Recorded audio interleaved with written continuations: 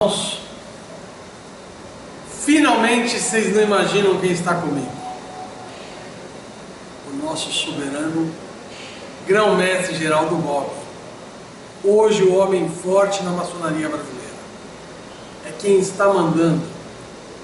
E vamos ver se ele sabe e conhece, e se tem o dom de mandar também, né? Porque precisa saber se... O nome do irmão é Múcio Guimarães Bonifácio. Bonifácio Guimarães. Bonifácio Guimarães. Isso quer dizer que os Bonifácios estão voltando para o GOB, é isso? A minha origem é mineira. Meus avós eram mineiros e vieram daquela região de Uberaba, que teria uma vinculação também com os Bonifácios de Barbacena. Então, se for fazer um cruzamento, na verdade, nós temos uma raiz que tem uma figura aí do patriarca da independência, que é José Bonifácio, que tem inclusive homenagens na cidade paulista de Santos, pela sua presença forte na maçonaria e também na história brasileira.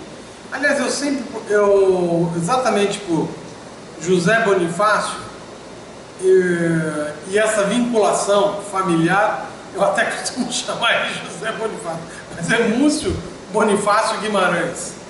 Vão ver eu errar muito, mas porque eu conhecia essa história. O senhor nasceu em Minas Gerais, é isso? Não, nasci em Rio Verde.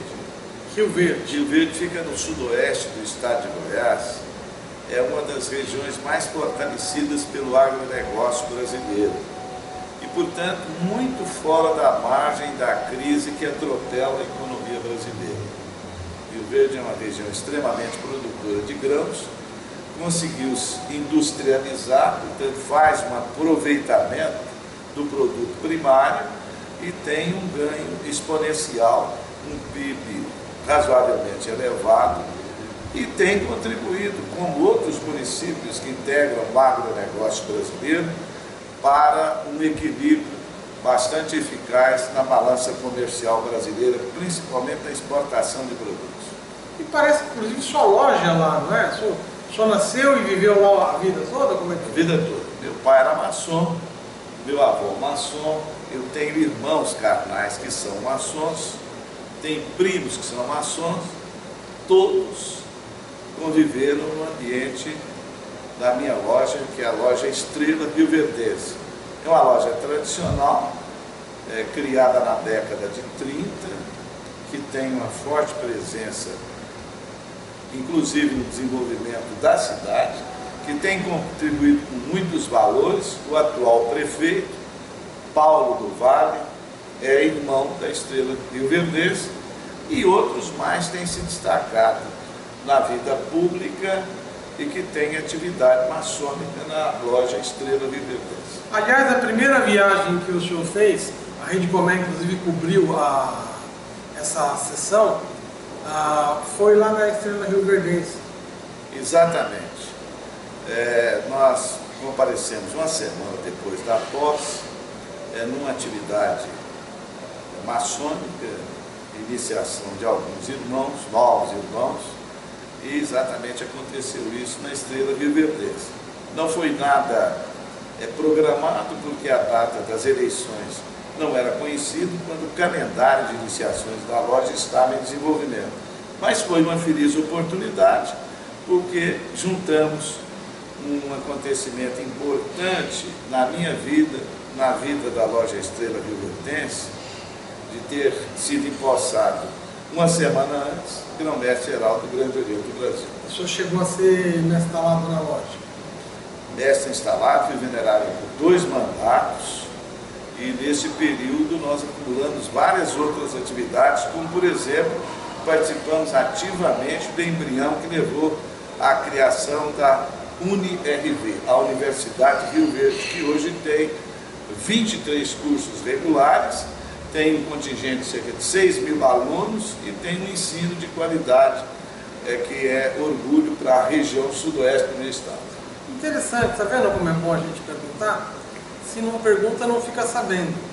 Está me surpreendendo um pouquinho a entrevista, porque A gente escuta só falar, aquele pessoal de Brasília, tal, longe da gente, mas nós estamos trazendo ele perto de você.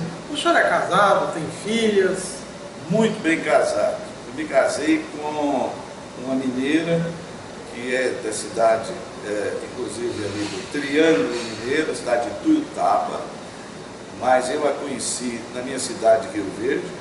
Ela é funcionária da Caixa Econômica Federal, eu era funcionário do Banco do Brasil. Nós nos casamos, somos muito felizes, tenho 3 filhos. A Lívia Carolina, que é advogada, é funcionária do Tribunal de Justiça do Estado, concursada. A Natália, que é médica, endocrinologista, no exercício já das atividades. E o meu filho, Lúcio Filho, é engenheiro civil, está tendo agora uma formação posterior em negócios públicos. Oh, que bonito, gostei dessa... Aliás, então quero deixar aqui um abraço aos 3 filhos e os meus respeitos à sua esposa, que eu conheço e é muito simpática, diga-se de passagem.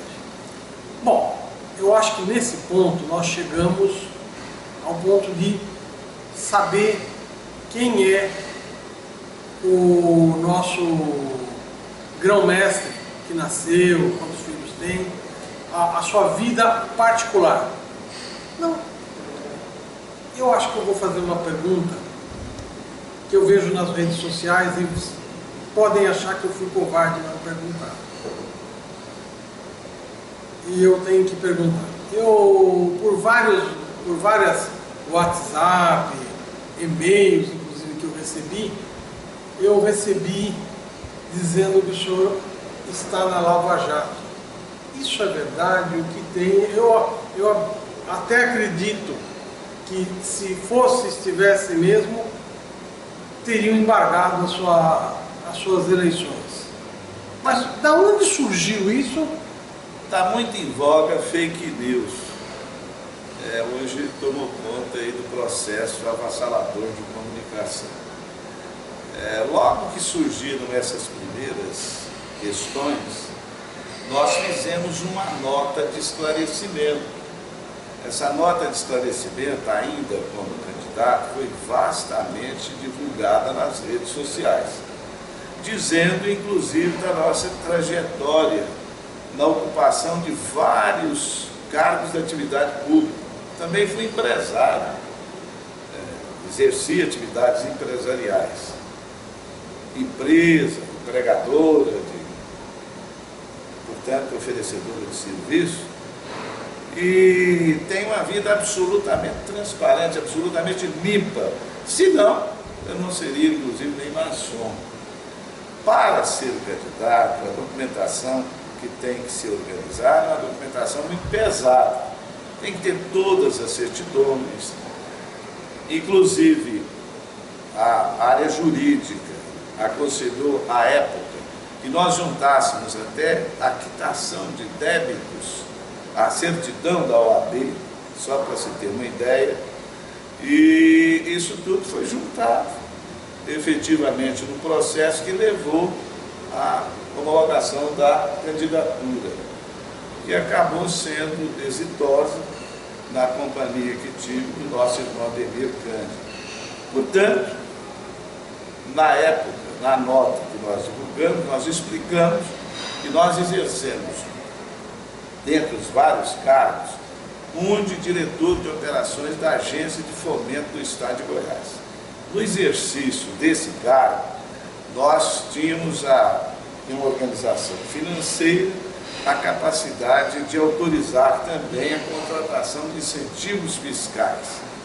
Esses incentivos fiscais têm toda uma estruturação que o órgão, na verdade, lá no âmbito do Estado de Goiás, concede os incentivos fiscais, era a antiga Secretaria de Indústria e Comércio, que tem um conselho para examinar a concessão dos incentivos fiscais, capaz de oferecer oportunidade para que as indústrias que se instalam no Estado sejam geradoras de emprego, de renda, enfim, fomentando a economia. Goiás tem crescido acima da média nacional, PIB goiano.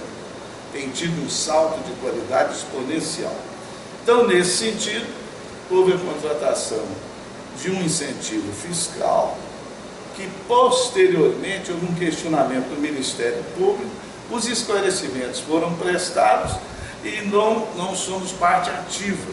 Quem concede o incentivo fiscal é a Secretaria do Governo, que observa toda uma composição. Esse conselho é multiconstituído, tem a participação do setor público e também do setor privado, organizações como a Federação da Indústria, como a CDL, como a Organização das Cooperativas, e o poder público é inclusive minoritário na composição desse conselho. Cabe à agência de fomento ser executora através da contratação, observando se os aspectos legais foram cumpridos. Nós entendemos que os aspectos legais foram cumpridos. Eu participava do colegiado, houve um questionamento em geral, nós respondemos, está sendo avaliado e, na verdade, isso não resulta em nenhuma atividade comprometedora, tanto é que as certidões não evidenciam nenhuma questão dessa natureza. Eu tenho absoluta certeza que isso tudo não vai resultar em nada. Tenho uma vida extremamente aberta, extremamente limpa, exerci atividades de toda a natureza ao longo dos 40 anos de atividade e, portanto, acho, inclusive, que isso é uma tremenda injustiça que vou fazer os questionamentos. E o senhor não explicou o que tem isso a ver com a Petrobras? Está na Lava Jato, teria que estar na... O senhor não explicou, será que o senhor pode explicar? É uma invenção. O que isso está envolvendo? Eu disse dos fake news, é uma verdadeira invenção, porque essa é uma atividade acontecida em 2016. Nós estamos em 2018, são 12 anos. 12 anos depois. Em 2016, então é 2006. 2006, aliás, Então corrigindo, 2006 não. Em 2006, então, é uma questão que já transcorreu em mais de 10 anos e, efetivamente, posso garantir aos meus irmãos que a lisura maçônica, a transparência, enfim, todos os objetivos mais claros e definidores de uma conduta ilibada foi exercida por mim ao longo de vários anos, que tira a alma de ser lembrado para exercer atividades públicas e empresariais. Não, agora então ficou esclarecido que não tem nada a ver com Petrobras, que falar Lava Jato só pode ser voltado a isso daqui, por favor, meus irmãos. Eu inclusive, perdoo eventualmente quem tenha iniciado esse tipo de procedimento, que se é um procedimento que visa ofender, não cola porque não tem a base legal para qualquer natureza. Agora, o senhor faz ideia por que fazem isso? Que voltou agora recebendo um monte de é verdade. E com esse é verdade, meus amigos, você também incorre em crime, porque você não pode ficar repassando uma coisa se você não sabe. Pode dar uma ligada para mim ou aproveitar essa entrevista para escutar agora. Não é ficar repassando, perguntando se é verdade e falar, estou fora disso daqui, só estou perguntando. Exato. Tulinho, olha, eu coloquei um lema na minha vida, não em relação às atividades maçônicas e agora à frente do Grande Oriente do Brasil, que tem, na minha visão, uma valia enorme. Eu quero dirigir as nossas atividades maçônicas pensando à frente. Aquilo que ficar ao lado, ficará ao lado. Compromete muito qualquer estrutura de trabalho se a gente ficar puxando pontas. E isso, é claro, dentro de um limite de responsabilidade, todos têm que responder por aquilo que fazem. Mas eu pretendo não ficar olhando no retrovisor, tocar isso para frente e sem aquilo que pode ser convencional, ou seja, procurar um culpado, procurar alguém dessa natureza.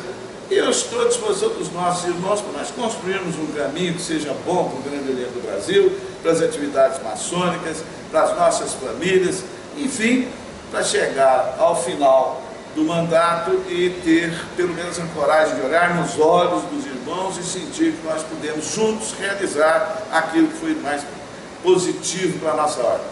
Bom, eu vou ser sincero, eu não sabia dessa resposta, não sabia que tinha feito uma nota explicativa.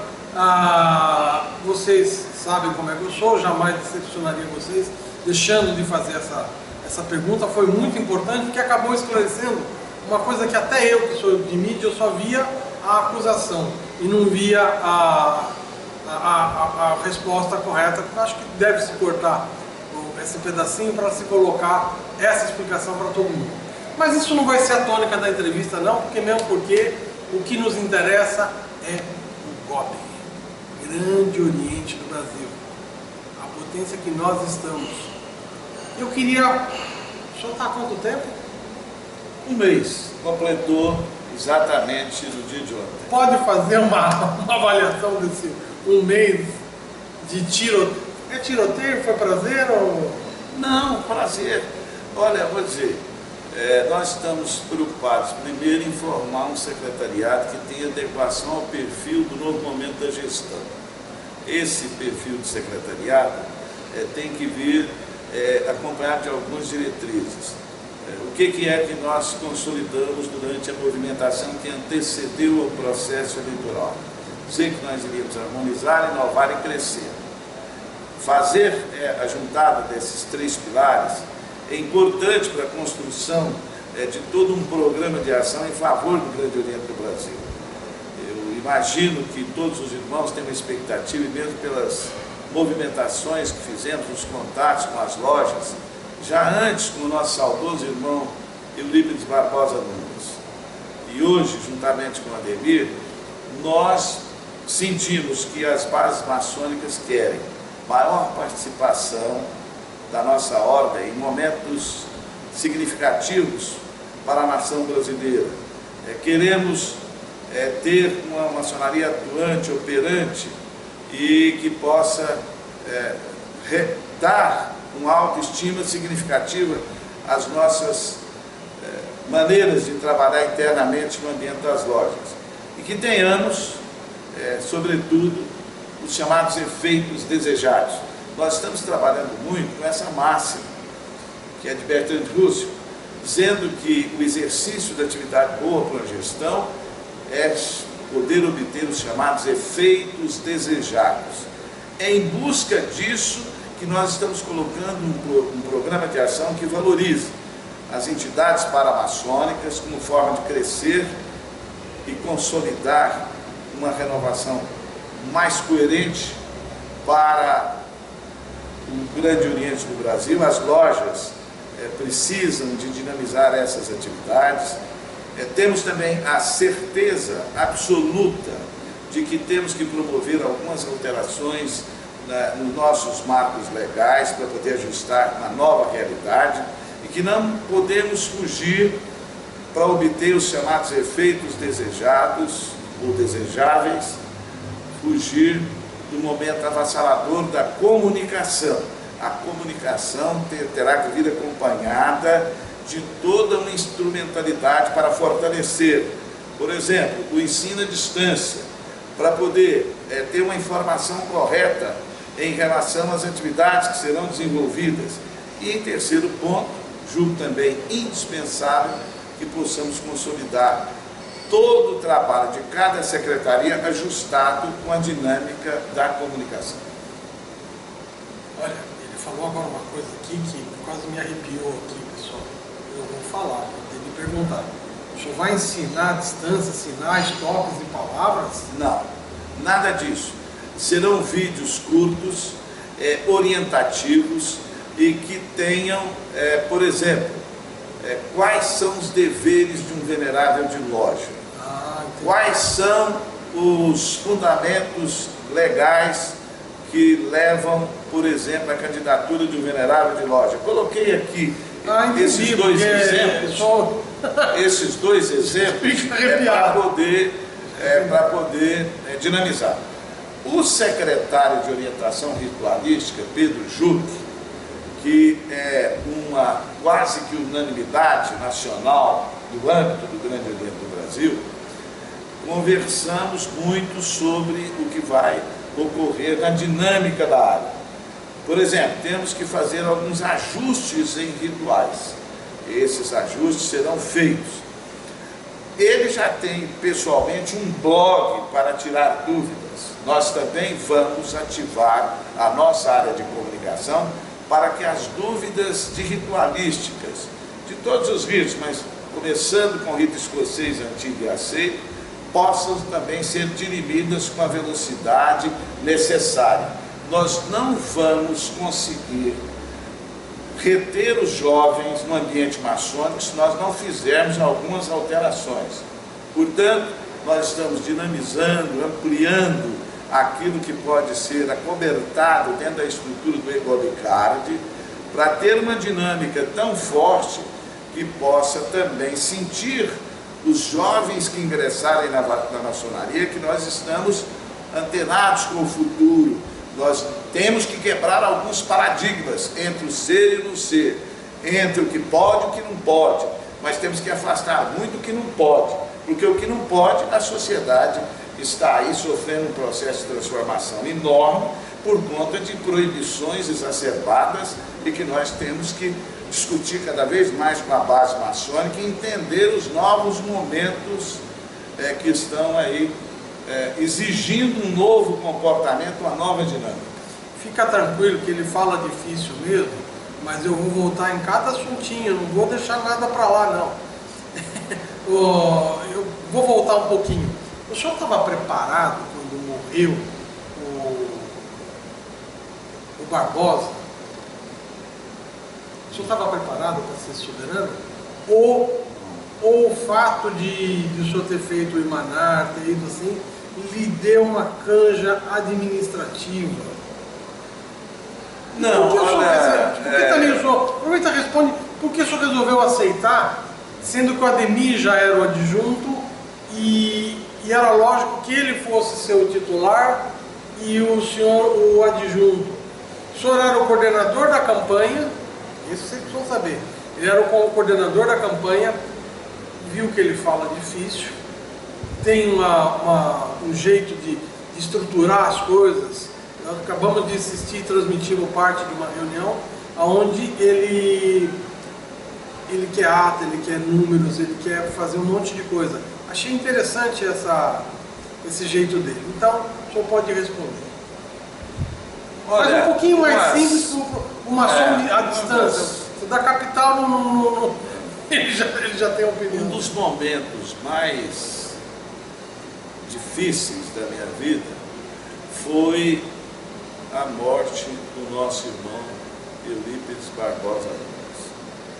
A morte é inexorável. Já disse aí o escritor que a única coisa concreta da vida é a morte. Mas nós não estávamos preparados. Eu fiquei durante toda uma madrugada, não só eu, o nosso irmão Ademir Cândido, mais alguns irmãos, a família do Barbosa, acompanhando o drama à distância, porque ele sentiu-se mal em Sinop, foi levado para o hospital e veio a falecer cerca de, depois da meia-noite, 30 minutos depois da meia-noite, do dia do seu falecimento. E aí nós acompanhamos esse drama todo e foi um choque enorme, porque ele faleceu na movimentação eleitoral, depois da prorrogação das eleições. Se o pleito tivesse acontecido dia 10 de março, portanto teria sido antes dessa fatalidade, e aí foi um choque enorme. E o que ocorreu é que a lei tinha um prazo muito restrito para que fosse feita a substituição. A lei profana, de 10 dias. Isso. Porque a lei do GOB não fala nada sobre o assunto. E aí, mas a nossa legislação admite que se use a legislação complementar à legislação comum em casos dessa natureza, então foi feito o acerto. Não é só que ela não permite, é obrigado. Obrigado. Então, o nosso irmão Ademir Cândido é que comandou essa decisão. Coube a ele. Toda a coordenação de campanha se reuniu e ele colocou essa proposta para os inúmeros coordenadores no âmbito dos estados. Foi uma reunião, inclusive, com a maioria dos coordenadores, acontecida em Goiânia. E ele disse os motivos. Entendia que havia uma afinidade natural entre a minha pessoa e o Barbosa, por acompanhá-lo há muitos anos, por estar na coordenação naquele momento, e pela experiência anterior como presidente da Assembleia, em que as 19 edições do Irmanar consolidou uma visão nacional no âmbito do Grande Oriente do Brasil, capaz de poder oferecer uma solução natural para aquele trágico momento. Então foi uma decisão difícil, minha família não sabia, e eu também não, de que iria ter esse tipo de desdobramento, mas pela memória do Barbosa e em nome do projeto, que é o projeto que eu estou colocando em prática, era um projeto desenhado pelos nossos irmãos Barbosa e Ademir, e em função disso nós aceitamos o desafio, estamos encorajados a vivenciar esse momento e vamos em frente, porque na verdade é um projeto bom para o Grande Oriente do Brasil. O Barbosa é Goiânia. Goiano de Itaúsu. Goiano de Itaúsu. Ele foi grão-mestre no estado por 2 vezes. E nós tínhamos uma convivência muito próxima e isso então facilitou toda essa estruturação. Além de, como coordenador, eu sempre estar junto com ele e com a Ademir, discutindo algumas propostas, algumas ações que poderiam vir a se transformar no futuro num projeto de gestão, o que acabou por outras vias acontecendo agora. Bom, vocês já viram que é difícil conversar com pessoa inteligente, porque ele pega e emenda um assunto no outro e na primeira atacada, na resposta que ele deu, ele falou sobre as palavras sônicas, falou sobre a ritualística, falou um monte de coisa. Então nós vamos separar as coisas e eu vou tentar te extrair dele a coisa mais simples para você que está à distância, que é mais do interior, consiga entender. Por isso que eu vou interrompê-lo várias vezes e perguntar a mesma coisa para que ele possa responder de forma diferente, para que o irmão consiga entender. Vamos falar de paramaçônica. Bom, paramaçônica são entidades que não é maçonaria e fica paralelo. Por exemplo, as fraternidades femininas, a APJ, que é nossa, a PJ é do Grande Oriente. Nós temos também os Demolei, que não é vinculado ao GOB, não obedece. Se acontecer qualquer briga lá, o grão-mestre daqui não tem como interferir numa atitude. Por isso que sempre se teve uma certa distância, mas me parece que agora vai ter uma aproximação, só que não consegue comandar e não consegue mandar. Eu escutei falar também na reunião aqui em Bode do Asfalto. O Bode do Asfalto tem muitos irmãos dos independentes. Nós vamos perguntar aqui, não iremos fugir dessa pergunta no âmbito de paramaçônica. Depois nós vamos ter outras perguntas sobre outra coisa. O que o senhor tem para falar? Qual é o seu projeto e do Ademir, que eu sei que ele também trabalhou muito, aliás, e o senhor como coordenador ajudou muito. Eu achei interessante o modo de trabalhar, de como se organizar para o mês que vem até o final do ano.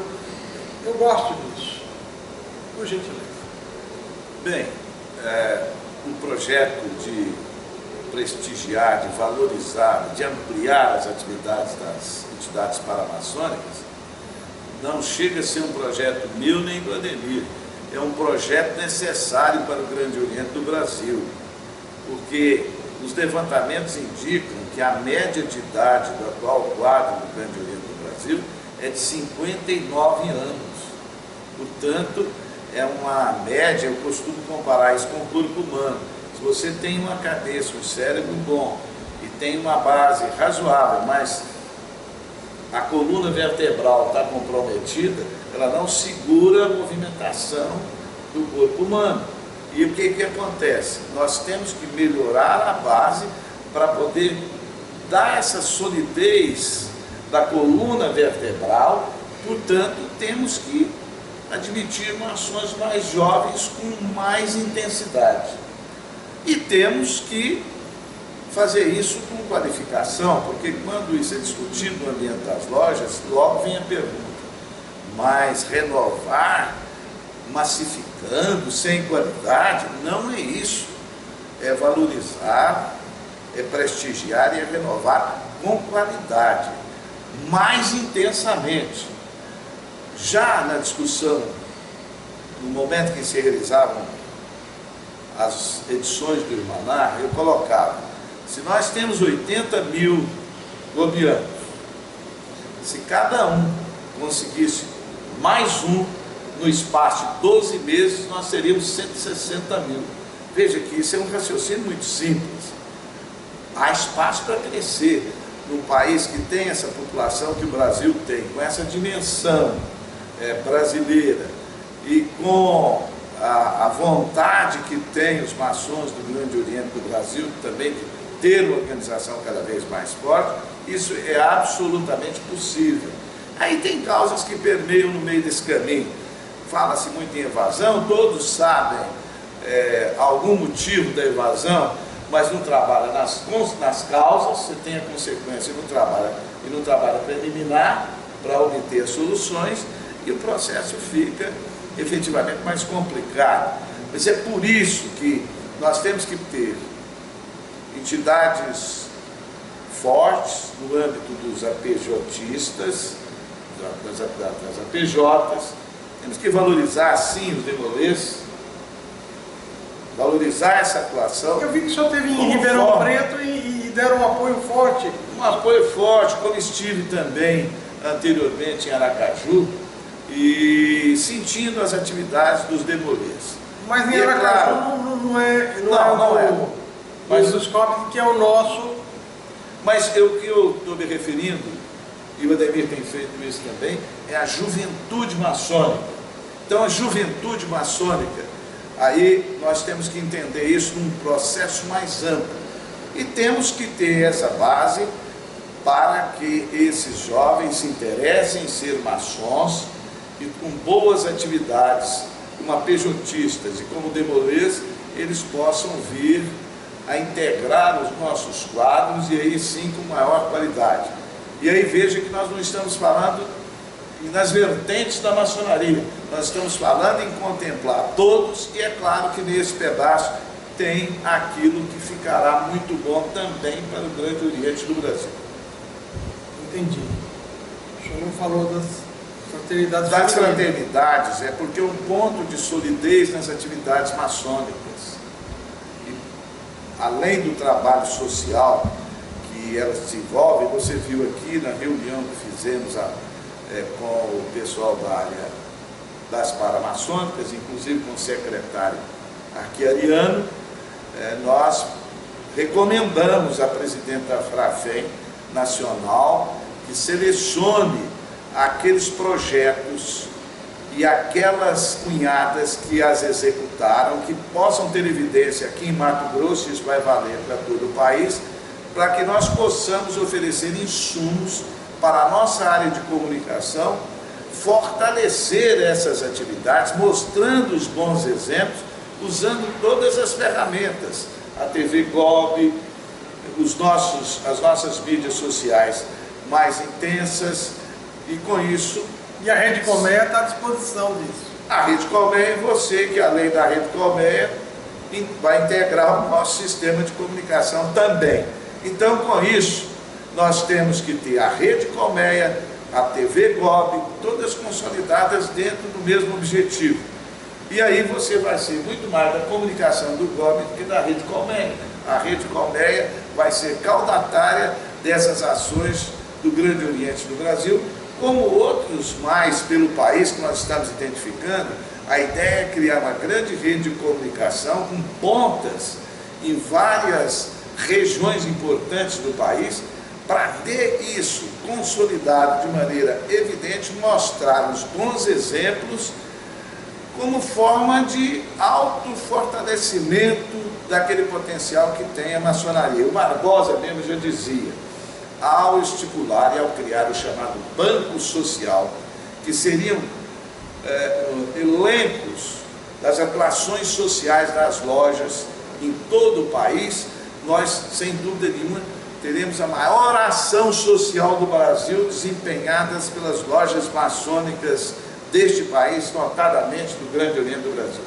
É muito importante também a pessoa ser da equipe, gostar, amar o GOB e também ser independente. Porque jamais alguém faria uma pergunta dessa para não decepcionar o seu próprio público. E acabou se saindo muito bem e foi explicado. A partir de agora, falar mal é extrapolar. Então, eu acho que então foi falado sobre a fraternidade feminina, falamos sobre as APJistas, que eu não sei o porquê não deu certo no GOB, mas ele vai andando a trancos e barrancos, e a administração da APJ fica sob o comando do GOB e é onde ele pode interferir.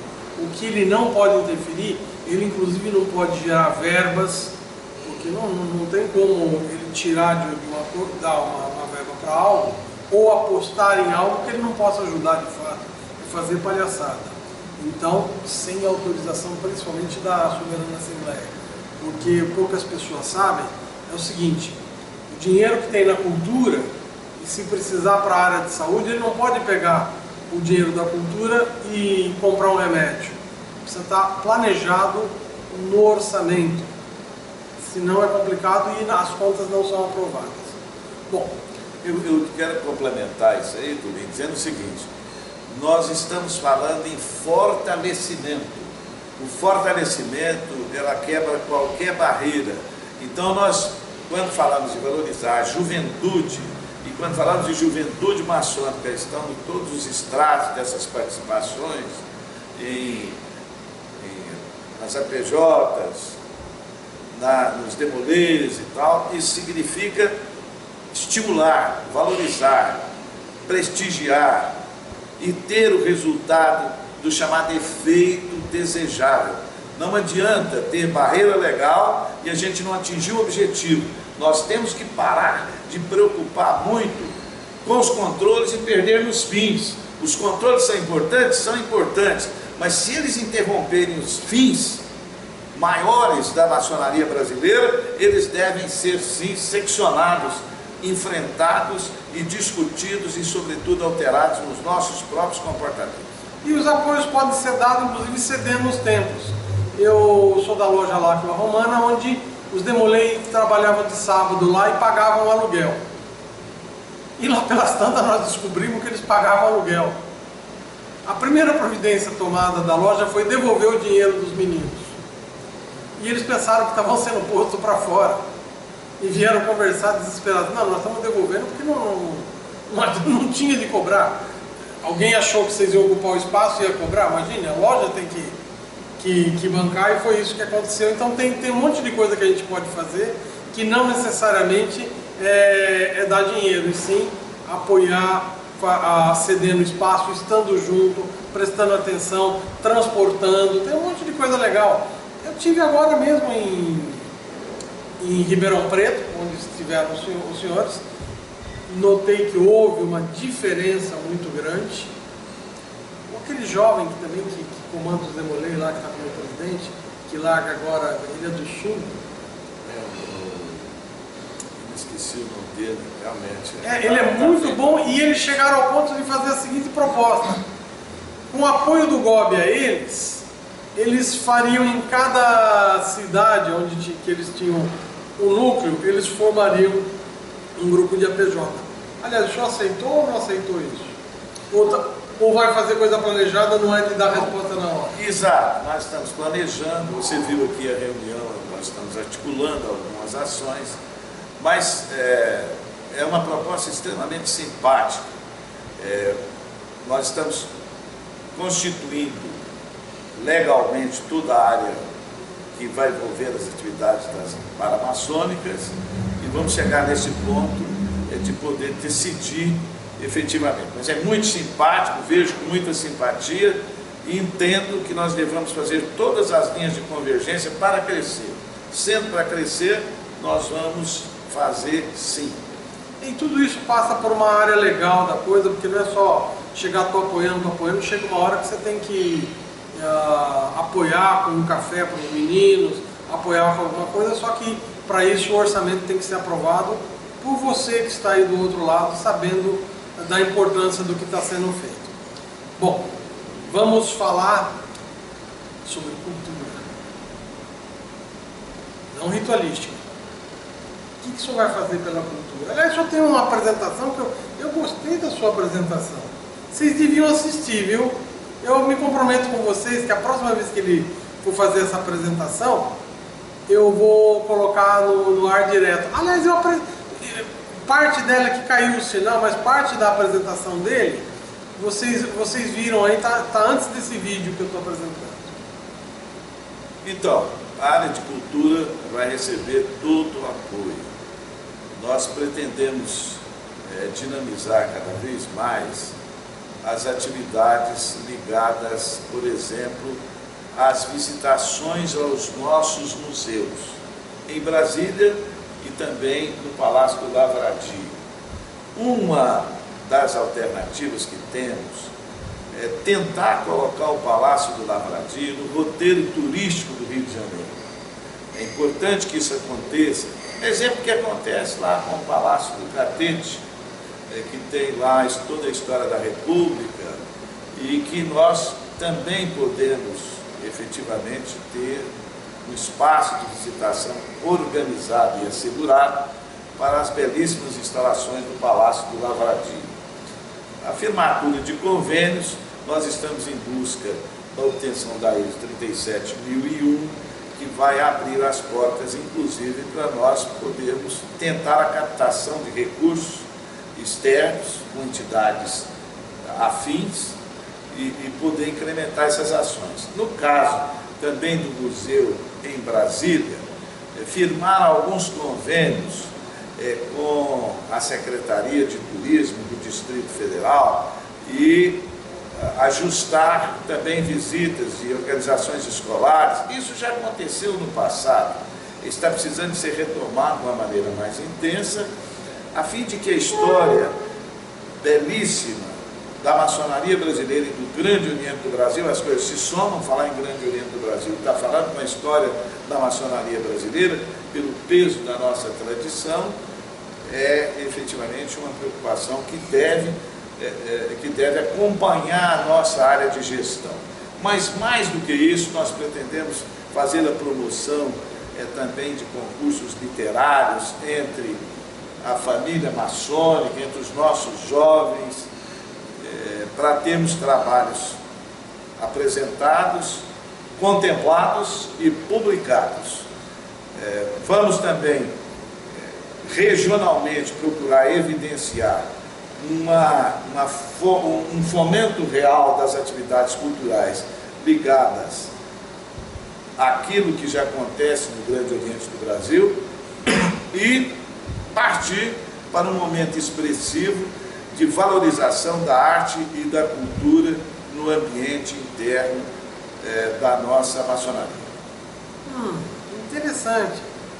O fato dele ter trabalhado com o governo, essas coisas, vocês perceberam que ele tem um certo trâmite para ir buscar talvez essas verbas aí. Gostei, principalmente, que quem conhece o Lavradio é fantástico, lá o museu também é fantástico, tem coisas muito antigas lá, tem a caneta que a Princesa Isabel assinou a Lei Áurea, uma caneta de ouro, então precisa sempre estar cuidado. Bom, fiquei satisfeito, gostei do que vi, mas presta atenção na palestra que ele deu, vocês vão gostar. Falamos então de paramaçônica, cultura, vamos falar um pouquinho mais sobre ritualística. Eu vejo a ritualística, só falou assim em mudar ritual. O maçom não deve nem ficar aqui, como é que é? Com pelo em pé, assim, com o cabelo em pé quando alguém fala em mudar de ritual. O que o senhor está querendo mudar no ritual? Eu falei em ajustes. Na verdade é o seguinte, nós estivemos durante longo tempo, já ainda quando presidente da Assembleia, participando de reuniões, me lembro de uma delas em Curitiba com o rito de ordem. isso em 2017.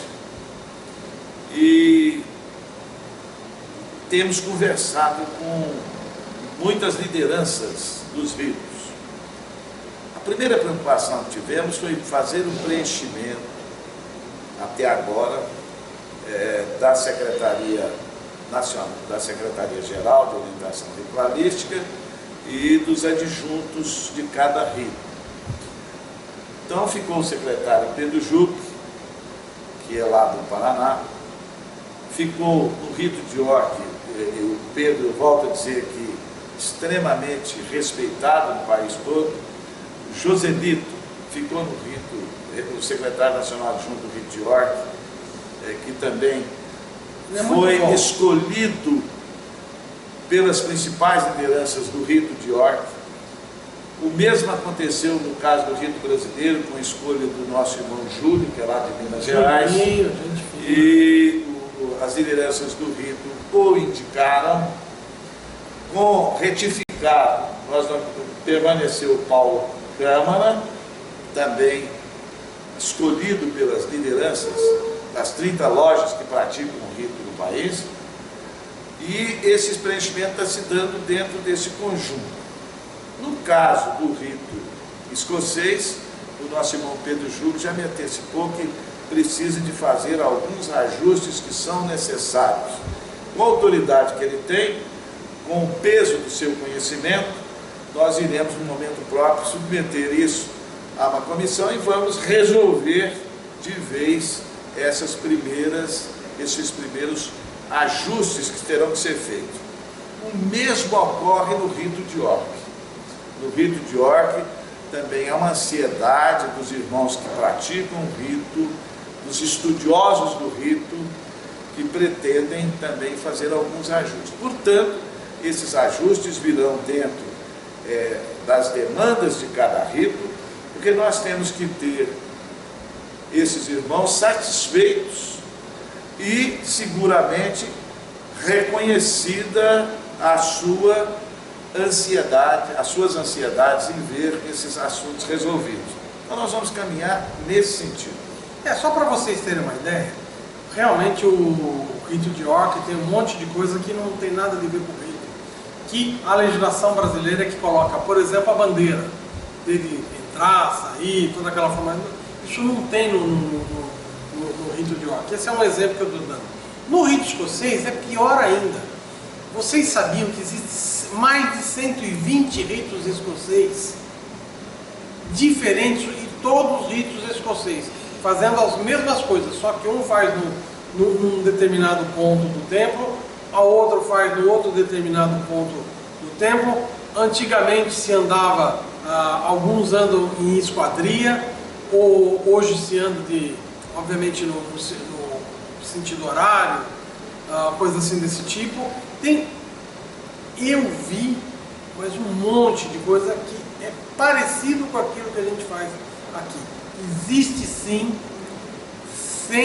mais de 120 tipos de rito escocês fazendo a mesma coisa de modo diferente. É complicado de falar isso, por isso que precisa ser ajeitado e explicado principalmente, porque é difícil da gente também entender. Você vai ter a oportunidade de entrevistar o secretário-geral Pedro Júnior. É importante que isso aconteça, até pelo valor dos conhecimentos que ele tem. Sim, ele é muito bom. Mas ele me assegurou, na última terça-feira, quando nós conversamos, que no primeiro momento ele vai organizar como será desenvolvido esse processo. Embora ele seja do rito escocês, ele vai abrir as oportunidades para que os irmãos se manifestem, mas de maneira racional, porque se prevalecer a irracionalidade, cada um ter um nível interpretativo, efetivamente nós não teremos um bom resultado. Mas se tivermos um processo ajustado, organizado e, sobretudo, com algumas regras básicas, que é o que ele quer fazer, nós vamos chegar seguramente a ter isso. Legal. Então é muito importante isso mesmo, porque os ritos são diferentes, e rito, para você que não sabe, é um jeito de você fazer a mesma coisa do mesmo jeito sempre. Por exemplo, se você corta peixe, é sushi man, vai cortar, você põe as facas pequenas, as grandes, as maiores, e sai fazendo os seus cortes lá. E não erra, é o jeito de fazer a mesma coisa, de um jeito igualzinho sempre. Não se assustem com isso. E gostar. E gostar não, isso daí... Quem não gosta e for o sushi man, colocando toda aquela coisa, acaba cortando o dedo. Então, a mesma coisa na maçonaria. Quem não gosta acaba só fazendo besteira, atrapalha, é ruim. Bom, não preciso dizer, você ama talvez tanto quanto eu a maçonaria. Mas, Soberano, eu gostei do que falou aí, que não vai mexer no ritual, vai fazer ajustes. Então isso é legal. E eu mesmo tenho visto, eu mesmo falei agora, existem 120 tipos de rito escocês. Resta a gente saber qual é o que nós vamos... E uma vez que colocou lá no papel, não importa, está errado, você não concorda, é seguir aquilo, porque você não erra e tanto faz. Aproveita então agora para mudar, porque depois também é seguir, depois que o Soberano assinou, é só seguir, é isso? Exato. Nós vamos ter amplos esclarecimentos sobre esse assunto. Eu reafirmo aqui que o secretário Pedro Juc deverá receber também uma entrevista do nosso irmão. Fica combinado isso. No primeiro momento, vamos usar também a TV Globo para essas atividades e brevemente todos serão bem informados. De tal sorte que nós estamos trabalhando, eu volto a dizer, nessas e noutras atividades, em linha de convergência. Nós queremos convergir, nós não queremos ter atritos, não queremos ter problemas. Eles poderão aparecer? Sim, mas nós queremos que seja em menor escala, sempre com transparência. Bom, vocês viram que nós falamos de 3 coisas maravilhosas para nós maçons, que é as paramaçônicas, a cultura e a ritualística. Agora vamos mexer um pouquinho no espinho, pessoal. Guarda do selo. Os senhores criaram aí o Gobcart. Hoje não tem mais.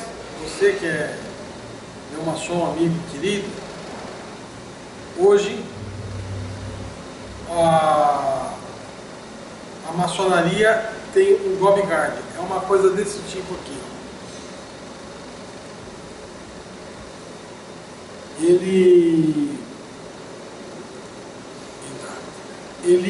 Você coloca o seu sim. Hoje está aqui, não está mais naquele papelzinho. Com isso, você não destrói a natureza, colocando plástico que leva mais de 200 anos para desaparecer. Isso foi uma inovação feita pelo Marcos. Mas o Ricardo fez umas modificações que eu não vejo no meu celular aqui, as modificações que ele falou. E o senhor também falou que fez outras modificações que também não está no meu aqui. O senhor pode explicar direitinho isso, por gentileza? É porque essas alterações estão em fase de validação. Aqui precisa ser justo. Esse avanço foi conduzido pelo soberano Marcos José da Silva. Ele conduziu essa linha de ampliação, de modernidade e de enxugamento do Grande Oriente do Brasil. O que está acontecendo agora é que nós vamos oferecer mais produtos, mais opções no Gobcart. Por exemplo, o obreiro vai ter, por isso que ele ainda não está sendo devidamente divulgado, mas o obreiro vai ter oportunidade de ele mesmo promover as alterações na sua ficha de atividades maçônicas. Por exemplo, o telefone, o endereço. O telefone, o endereço. O e-mail. Uma nova atividade que possa ter valorizado a sua atuação no âmbito da maçonaria do Grande Oriente do Brasil. Será uma linha para valorizar a contemporaneidade dos momentos que nós estamos vivendo. O nome, o CPF, o RG não vai poder mudar, né? Não, o nome, CPF, RG são opções a mais que contemplarão o GoBcard. Já nesse momento, pode-se receber mensagens via do GoBcard. Eu recebi outro dia, eu ia falar isso daí. O GOB, nesse momento, o GOB tem 18 mil dessas atualizações para poder utilizar essa ferramenta de maneira eficiente. Eu achei interessante ter vindo. Eu veio um bilhetinho no meu celular e eu vi que veio do GoBcard. Legal, vamos falar sobre o conjunto dessas ferramentas que estarão instrumentalizadas no GoBcard. E o que o senhor pretende colocar como mensagem ali, por exemplo? Todas as atividades mais rapidamente que são desenvolvidas. Por exemplo, a presença em Mato Grosso das atividades envolvidas por ocasião do 32º aniversário do GOB Mato Grosso em Cuiabá foi objeto de uma mensagem inserida no GoBcard. Mas aí o senhor manda para o Brasil todo ou só para o maçom do Mato Grosso? Não, na verdade nós estamos numa fase experimental para os maçons de todo o Brasil, mas nós vamos chegar num ponto de poder fazer a comunicação compartimentada, ou seja, a atividade do Mato Grosso será direcionada para os irmãos de Mato Grosso. Então são avanços consistentes que irão acontecer. E aqui eu digo que, além disso, nós vamos instalar já a partir de janeiro a Central GOB de Atendimento, que é um passo a mais no atendimento. Vamos oferecer uma outra opção para todos aqueles que ainda tenham alguma dificuldade de lidar com essas ferramentas ou por outro motivo não conseguirem resolver as suas questões no Grande Oriente do Brasil. O pessoal já foi selecionado para essa atividade, bem como vamos instalar a ouvidoria GOB. Mas isso a pessoa vai ligar por telefone? Vai ter uma oportunidade, vai falar com a pessoa, não conseguindo resolver através das RAs, das requisições de atendimento, de falar por telefone e ter um retorno, início, meio e fim. Você viu que ele é uma demanda das... O que é RA? Dá para o senhor explicar? RA é o sistema de contabilidade do atendimento do GOB, que digitalmente se faz. Você vai no computador, ele está muito em cima. Você vai no computador lá, tem um pontinho assim do lado, assim, tá a requisição digital lá, o GOB digital. Você clica lá e lá tem uma linha onde você coloca o seu nome, seu SIM, coloca as coisas e escreve o que você quer. Nesse momento, você fala, é para a guarda do selo, é para a cultura, é para a maçônica, ele vai para quem resolve a coisa. E vai com cópia também para o secretário. Se essa pessoa não responder para você, o secretário recebe um aviso e ele começa a cobrar a pessoa para isso. A outra coisa também, que está se tornando moderno, bancos, qualquer local, você disca, opção 1, opção 2, vai indo lá, eu também acho complicado. Mas, inclusive a pessoa falando sim, quero, não, e a pessoa... O senhor vai voltar atrás ou o senhor vai... Não, vou avançar. O avanço, ele virá, sobretudo, com essa oportunidade. Quer dizer, ao invés do RA digitalizado, o RA auricular. É um desenvolvimento muito bom para que eliminemos qualquer dúvida que tenha base maçônica. No ambiente das lojas, a gente recebe muita preocupação em ter essa oportunidade desse tipo de atendimento. Portanto, ao abrir a Central GOB de Atendimento e ao instalar a ouvidoria, nós vamos somar uma coisa com outra. E na medida que isso tudo se consolidar, nós podemos rever e ter um atendimento unificado. Será unificado, não se entende como um retrocesso, mas sim como um avanço, como um serviço a mais.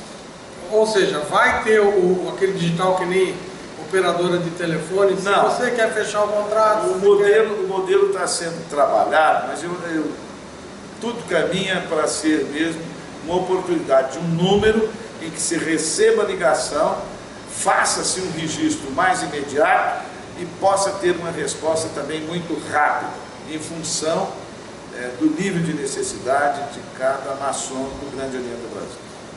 Eu não sei bem como vai ser, mas deve ser aquela opção. Caso for o guarda do selo, caso for isso, caso para direcionar a gravação, e você fala, seria isso, basicamente. Então, isso já existe hoje. Isso já existe Isso hoje. já existe hoje.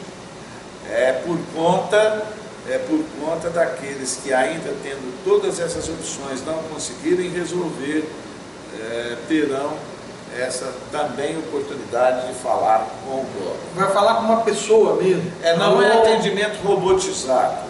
Nós estamos lidando com pessoas. Ao lidar com pessoas, com maçons, nós temos que oferecer essa oportunidade a mais. Então, é um ponto avançado na área de atendimento. Eu tenho dificuldade de entender. Vai ter uma pessoa atendendo ou vai ter uma ser pessoa, gravação? Não, vai ter uma pessoa atendendo, não é robô. Meus irmãos, ainda bem que estou eu aqui para insistir na pergunta, né? Mas tudo bem, adorei, estou gostando bastante. Falamos então de guarda do selo. Vamos continuar, porque aliás, o GovCard tem a ver tudo com a guarda do selo. O senhor não quer falar o porquê, as vantagens da pessoa não imprimir mais o GovCard, todas essas coisas? A pessoa está onde tiver, sabe se ele está regular, se não está. Você viu ontem um material que nós apresentamos dizendo que eliminar papel zero. Estamos colaborando com o meio ambiente, avançando de toda a natureza, preservando aí o meio ambiente. Você viu a economia que se faz, e eu digo não só a economia financeira, dispêndio financeiro, mas também até mesmo em favor do meio ambiente, em eliminando o GovCard nesse tipo de impressão que a gente tem. Exatamente. Agora, então é um aspecto moderno, pode-se resolver tudo utilizando o e-GovCard, pode chegar num ponto que o ingresso na loja se dê efetivamente através da apresentação do e-GovCard, porque ali tem toda a instrumentalização, inclusive a guarda dos selos tem um dispositivo que ao momento que o maçom se torna irregular, fica invalidada todo aquele conjunto de acesso que o GovCard permite. São avanços muito bons para o momento. Mas eu acho atual. que devia continuar aparecendo, mas assim, escrito irregular. Porque a pessoa ela ter o acesso a... na verdade, isso tem sido muito discutido já internamente, vai chegar num procedimento que seja o mais adequado possível. Nós sempre temos... Porque às vezes o cara quer voltar para a maçonaria e ele quer mostrar que foi regulado até tal data. Então ele vai conversar com não, é verdade. Não, e basicamente a segurança é por ter o acesso a trabalho maçônico. Não estando regular, essa é a ótica, não estando regular, portanto, o GovCard não conseguirá fornecer a base de dados, ou não terá ali a base de dados que lhe permita o ingresso em atividade maçônica. Mas eu acho que ele deveria estar ainda recebendo, mesmo saindo, dele poder receber as mensagenzinhas, porque às vezes a pessoa não sai, ninguém sai da maçonaria porque quer, por uma contingência da vida dele que aconteceu alguma coisinha e ele... mas ele quer continuar às vezes... Toda fase de transição ainda permite que durante um tempo você tenha os dois instrumentos. Não, é só um pedido, porque eu sempre quero que os irmãos voltem. Claro. Até me emociono quando o irmão sai por algum motivo triste. Bom, vamos falar sobre o círculo mais fechado do senhor lá, que é chefe de gabinete. Hoje, se alguém quiser falar com o soberano, chega lá ou precisa marcar audiência? Não precisa. A porta é aberta? Talvez precise... Porque o senhor não mora lá em Brasília? Mas eu estou praticamente residindo em Brasília. Tenho ficado mais da metade do tempo em Brasília. Eu aluguei um apartamento em Brasília e transferi, aluguei por minha conta, aluguei um apartamento em Brasília e tenho ficado disponível quase o tempo todo. É claro que com viagens não tem jeito. Veja que nesse momento agora nós estamos aqui em Cuiabá. Amanhã eu embarco para Eunápolis, na Bahia, retorno e sigo para Florianópolis. Então são atividades que vão se sequenciar ao longo da semana. Então com isso, talvez é importante apenas conhecer e saber se eu vou estar em Brasília. Mas a sua agenda A minha agenda também está pública. Está pública. Nós criamos um espaço lá, já existia, mas agora nós aprimoramos, inclusive com todos os informes. Hora que chega, hora que sai, o que que E eu me lembro que o Marcos falava o seguinte, ele não gostava muito de colocar a agenda dele, por ser um grão-mestre, pode até correr risco de vida. E o pessoal sabendo onde pode, assim como fizeram com o Bolsonaro. Porque a maçonaria ajuda muita gente e a gente escuta muita besteira também. Era mais eu achei estranho. Aliás, a publicidade que se está dando na agenda é muito mais para obter também um aspecto da transparência. E além da transparência, eu respeito todos os antecessores que passaram pelo Grande Oriente do Brasil. E digo para você, todos os que estão em atividade, porque a maioria já faleceu, mas os que estão em atividade, eu combinei com o nosso irmão Ademir Cândido, nós constituímos um conselho, ele não é formal, mas é um conselho informal, das principais ações do Grande Oriente do Brasil. Eu consulto o Laelcio Rodrigues, consulto o Marcos Zé da Silva, e quero ter a oportunidade até de consultar o nosso irmão Manuel de Castro, parece que ainda tem alguns problemas de saúde. Aliás, queremos deixar alguns problemas de saúde. Um beijão para o Marcos José, para o Laelcio, e rogamos ao grande arquiteto do universo que a saúde do Manuel Castro que se recupere logo. Nós gostamos muito de você, meu irmão. Porque, veja bem, eu quero deixar muito claro, nós não podemos prescindir das experiências daqueles que já passaram. Tem o Ricardo, tem o Ricardo também. Eu brinco, né? O Ricardo ficou 3 meses, ficou 3 anos no Grande Oriente do Brasil, porque foram 3 meses. Olha, avassaladores. Pelo que ele fez, acho que foram 8 anos. Mas nós vamos falar sobre isso, não vou fugir não, pessoal. Eu só estou aqui amaciando, ó, aqui carne sabe como é que é. O churrasquinho com goiano é diferente. Tem que... Agora, vocês sabiam por que a gente vai levando? Você sabe que o goiano é o mineiro do interior. Você nunca sabe o que ele está pensando. Você faz uma pergunta, ele vai matutando, pensando para fazer. Não é que nem o Paulo, pode fazer, não, quebra, destrói, vai. Não, ele é mais de planejar. Não tem essa coisa. Ele não vai muito de pronto assim. Fala muito bem, tem uma experiência, uma vasta experiência. Gostei estou gostando dessa entrevista. Bom, vamos falar quer falar mais alguma coisa sobre a sua administração em particular? Não, acho que basicamente nós falamos tudo e eu tenho dito que é uma administração inclusiva, não é exclusiva. Vai ser feita com uma participação de muitos. O país tem uma dimensão continental muito grande e para fazer um bom trabalho nós vamos ter um corpo de auxiliares, talvez o dobro daquilo que já existiu nas gestões anteriores, para chegar aos chamados efeitos desejados do filósofo que nós estamos adotando a sua linha orientativa nessa gestão. Bom, agora nós vamos entrar na parte chata vamos falar sobre os grandes orientes estaduais.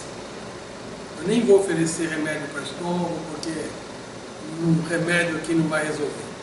Nós vamos falar sobre Ceará, Pernambuco,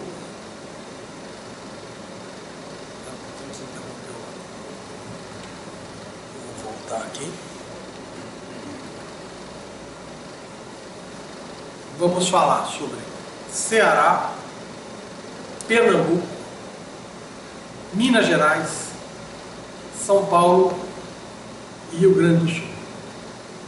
Tem alguma coisa que eu estou proibido de perguntar aqui? Não. Entre nós não há problema nenhum. Entre nós, maçons, não temos problema. Então, só soluções. Quando ele fala entre nós, obviamente não é eu e ele, é eu e você, é ele e vocês. Vamos falar Pernambuco. O que o senhor está sentindo de Pernambuco? O que aconteceu? Robertinho, um bom menino, mas... Não, o Roberto é do Ceará. É, Ceará, eu falei o quê? Pernambuco. Não, Pernambuco é da Aurim. Eu falei errado mesmo. Ceará, vamos falar do Ceará. Sobre os 3 orientes, o 4, que apresentaram algumas questões, há diferenças. No caso do Ceará, Pode continuar. no caso, por exemplo, do Ceará, Pode continuar. Pode falar. então, em relação ao Ceará, eu vejo que Mais só a o grão-mestre está em atividade. Passou por um período de intervenção, a intervenção foi suspensa e ele voltou às atividades. Então, está normal. Existem conflitos no ambiente interno do Ceará? Existem. Mas a próxima eleição vai estratificar a vontade dos cearenses. Os cearenses vão eleger o novo grão-mestre.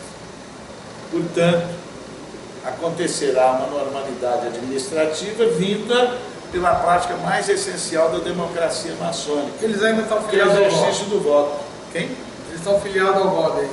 Estão filiados ao GOB. O Oriente do Ceará diminuiu de tamanho ao longo dos anos. E essa é uma reflexão que nós temos que fazer. É necessário que o próximo grão-mestre introduza, com o apoio do Grande Oriente do Brasil, uma política de expansão, porque a história do Ceará é muito forte, o potencial do povo cearense e também do povo maçônico do Ceará é também expressivo, e nós temos que aumentar o número de lojas. Nós temos pouco mais de 14 lojas no Ceará. Eu entendo que isso é muito pouco, né, para a dimensão e a importância do Ceará. Revigorar isso é um papel que deve ser garantidor para que nós tenhamos lá uma projeção melhor das atividades.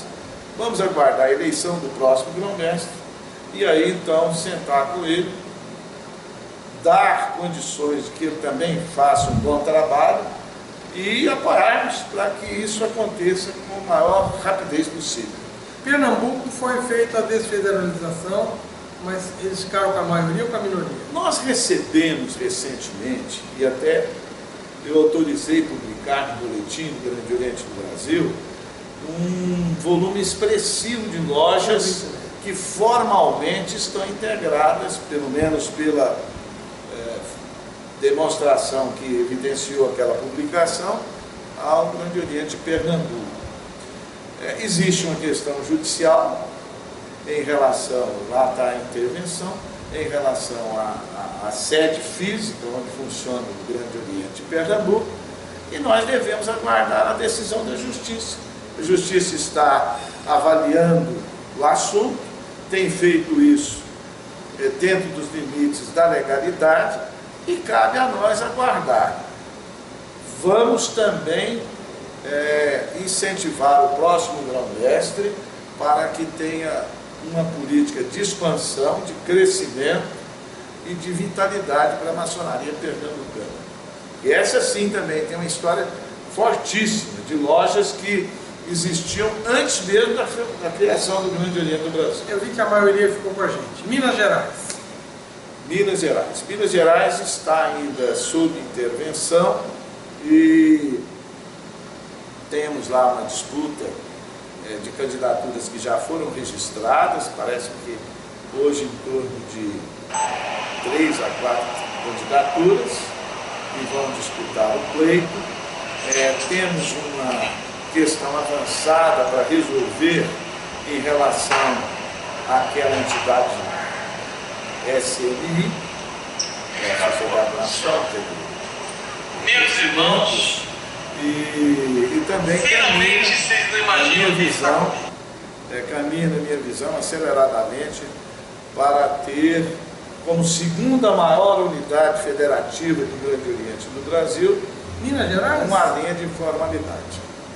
Logo, logo, essas coisas de Minas também serão resolvidas. Nós acreditamos nisso, na força dos irmãos de Minas Gerais, na compreensão daquilo que deve ser de melhor para Minas Gerais, e estamos acompanhando, eu e o nosso irmão Ademir Canto, isso muito de perto para poder naturalmente as coisas avançarem também em Minas. Não falei que Goiânia é mineiro do interior? Você vê que ele vai devagarzinho, mas ele está fazendo o trabalho dele. Vamos falar Rio Grande do Sul, que não está sob intervenção, mas teve um problema lá com o grão-mestre lá. Tem solução próxima, não tem? Bem, eu entendo que a questão do Rio Grande do Sul está ligada a fatores externos. Isso. A maçonaria, o afastamento que se deu do grão-mestre estadual foi por conta de uma questão ocorrida fora do controle da legislação maçônica e fora do exercício das próprias atividades. Então, também é alguma coisa que tem que aguardar a justiça, mas nós temos que entender que nesse momento os grão-mestres estaduais estarão aí com praticamente 9 meses de mandato pelo calendário eleitoral que se desenhará a partir do dia de março, as eleições serão em março e as posses em junho. Portanto, é um tempo reduzido e até lá, essa questão do Rio Grande do Sul também, a gente vai aguardar a evolução judicial externa. Vamos agora a São Paulo, ao meu estado. São Paulo fizeram uma desfederalização lá, montaram um quiprocó. Procurem o que é isso no Google. O que o senhor tem a falar de São Paulo? Primeiro, enorme respeito por todos os irmãos de São Paulo.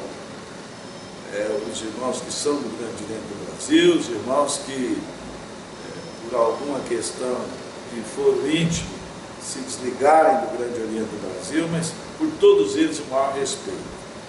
Tanto eu como o irmão Ademir Canto trabalhamos muito numa fase anterior para que não chegássemos a um processo agudo que levou primeiramente à intervenção e depois pela questão judicial, fora do âmbito maçônico, pela decisão de não ter a validação interventora, e criamos a delegacia em São Paulo para que pudesse abrigar e organizar o processo administrativo das lojas que desejem permanecer no Grande Oriente do Brasil.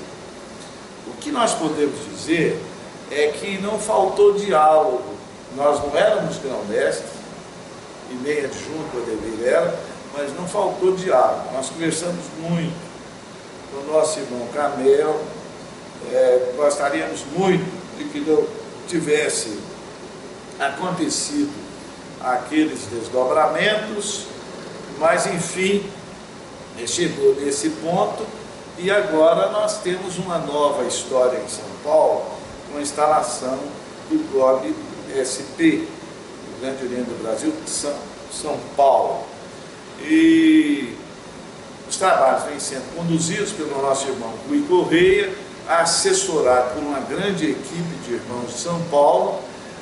Estamos agora, inclusive, fazendo ver formalmente a cada loja de São Paulo, pedindo que elas se definam, aquelas que quiserem ficar no Grande Oriente do Brasil serão mantidas nessa vinculação por nós, com o maior respeito, num novo momento, com novas atividades, e com muita determinação. Essa é a nossa vontade.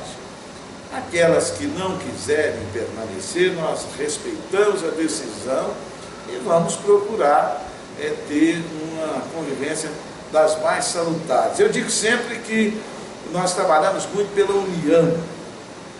Nós ficamos boa parte do tempo e a própria vida maçônica e fora da maçonaria, tanto minha como do Ademir, sempre foi de unir, de somar, de congregar, de juntar, enfim, no bom sentido, estabelecer consensos. Nós vamos fazer uma administração de consensos. Consenso com respeito. Você viu que nós estamos procurando novos conceitos de missão, de visão, enfim, de objetivos. Colocamos isso nas reuniões que fizemos aqui em Cuiabá. Nós estamos procurando identificar o chamado responsabilidade com liberdade. Então não vamos deixar que avance em cima da falta de responsabilidade algumas ações, mas vamos dar a liberdade para que aconteçam ações, guardar esses princípios todos. Então em São Paulo nós temos assim, uma expectativa muito boa de que vamos ter um cenário bom para o GOB SP. O Grande Oriente do Brasil tem 200 anos, tem problemas? Pode ter, mas nós temos que trabalhar para solucioná-los, para adequar o ambiente interno para uma visão também contemporânea, uma visão imediata, uma visão mais coerente com aquilo que as bases da maçonaria desejam. Então nós estamos enxergando São Paulo dessa maneira, viu, Tuli? Assim, positivamente. Deixa eu fazer uma pergunta. O senhor não estava no comando, e eu vou perguntar, se estivesse, o senhor faria intervenção? Depois dessa pergunta, responder. Se o senhor foi consultado para a intervenção, e se o senhor acha que no final das contas foi uma medida errada? São 3 perguntas. Não, eu diria que elas se somam, talvez não respondendo uma por uma, mas fazendo uma juntada de tudo. Não, o senhor faria isso? O senhor faria intervenção ou não? Exato, é isso que eu quero dizer. Isso que eu quero dizer. Goiânia é um mineiro. Não, eu não tenho dúvida de ter essa resposta, mas eu queria antes analisar o porquê da linha de pensamento. A questão da intervenção quase que foi uma imposição legal por conta dos desdobramentos que aconteceram. Eu não trabalhei muito no início das questões que levaram ao aprofundamento da crise em São Paulo. Então esse é um lado que levou à intervenção. Mas quando ficou aguda pela colocação pública contra o Grande Oriente do Brasil, quase que essa intervenção foi uma imposição. Então eu respeito a decisão que foi tomada. Eu acho que nós devemos evitar ao máximo são conflitos. Esses conflitos precisam ser evitados a todo custo pelo exercício do diálogo. E aí eu respondo para você com firmeza. É o meu pensamento, é o pensamento do nosso irmão Ademir Cândido. Nós exercitaríamos o diálogo até a exaustão. E fizemos essa prática. Mesmo não tendo a titularidade, naquele momento, tanto eu como Ademir éramos deputados licenciados da Assembleia, mas fizemos ver ao nosso soberano exercício Ricardo a necessidade de dialogar, e ele nos permitiu dialogar, tanto é que a decisão imediata ela foi protelada em função de estar na expectativa e na esperança de que o nosso trabalho, o meu trabalho com o Ademir pudesse prosperar, e não aconteceu. Mas nós ficamos respeitosamente assim concluídos de que deveria a decisão do nosso irmão Camel, com os demais irmãos de São Paulo, ter um maior profundo respeito, porque eles resolveram partir para aquela tomada de decisão. O meu nono dizia o seguinte: só tem 2 jeitos para o pessoal brigar: ou se mexer com a mulher dele, ou se mexeu com dinheiro. O que aconteceu aí? já que ninguém mexeu com a mulher de ninguém. Não, eu analiso isso de uma maneira diferente. Eu enxergo essa situação, talvez foi um acúmulo de questões que ao longo dos anos foram se juntando. Juntou-se uma questão ali, outra aqui, um entendimento de que havia uma invasão de atribuições, certas incompreensões, e esse processo acho que precisava ter mais diálogo, dialogar o tempo todo. Eu, no meu discurso de posse, lembrei de Paulo Freire. Falei, ó, vamos lembrar dos ensinamentos de Paulo Freire. Paulo Freire colocava que se aprende muito mais no dissenso, não é no consenso, mas um respeitando a opinião do outro. E encerrando isso, e uma coisa, um gesto bem estratificado nisso é o seguinte: colocava a mão no ombro do interlocutor com o qual se estava tendo um desentendimento no campo das ideias e dizer, meu irmão, eu aprendi com você. É assim que tem que ser tratado. Eu acho que é por aí. Procurar isso é o nosso agora, novo soberano. procurar causas, procurar culpados, eu acho que seria injusto. Não vamos procurar culpados aqui e ali, senão nós iríamos cometer injustiças e causas, e principalmente porque precisa, quando se levanta qualquer questão, precisa ter provas, e a gente não pode fazer alusões ou mesmo injunções para que, não tendo o mais fundamental, que é prova, dizer isso ou aquilo. Eu prefiro sepultar todo o passado, começar um presente com expectativa de muito futuro, falando de futuro, falando de ideias, falando de ações, falando de fraternidade. E no mesmo discurso de posse eu ainda falava, nós temos que rever a trilogia, liberdade, igualdade e fraternidade, e inserir minimamente o princípio da dignidade. O senhor voltou a falar com o Canel, o senhor gosta dele, se tornou inimigo dele? Não, de maneira nenhuma. Ele voltou a falar com o senhor? Não, nós não tivemos oportunidade de falar depois desses episódios, nós não falamos, mas não ficou assim nenhuma barreira, até porque... Eu gosto muito do Canel, inclusive mandar um beijo para ele, para o Hermes, todo esse pessoal também, muito querido para nós. Eu não falei mais com eles, obviamente para não ter... eu fiz a minha opção pelo voto, mas eu já sabia para essa e para a próxima cisão que vai ter também vou continuar no voto. Pois é, mas... Tem um monte de gente perguntando como é que é.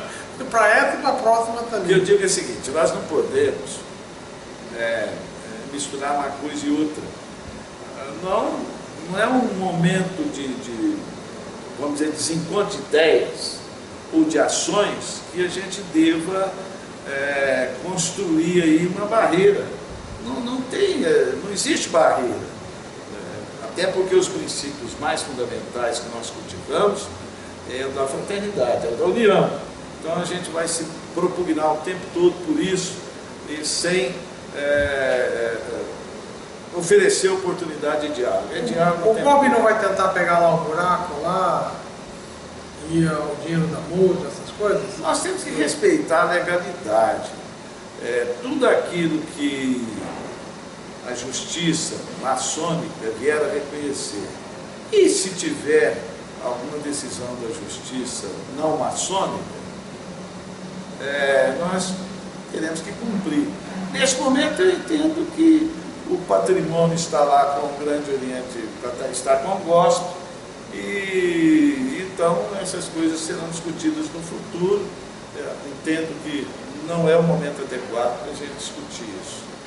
Mesmo porque os bens materiais não é isso que o senhor quer. O senhor quer uma só, é isso? Claro, eu acho que muito mais importante que bem material é o bem da fraternidade, da convivência, do consenso e do respeito.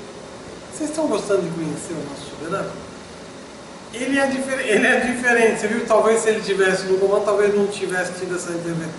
Eu me lembro que teve uma reunião que eu estava presente lá em Santo André, na loja Irineu Tomás Galera, que eles foram lá falar com o senhor, aquilo terminou em nada mesmo.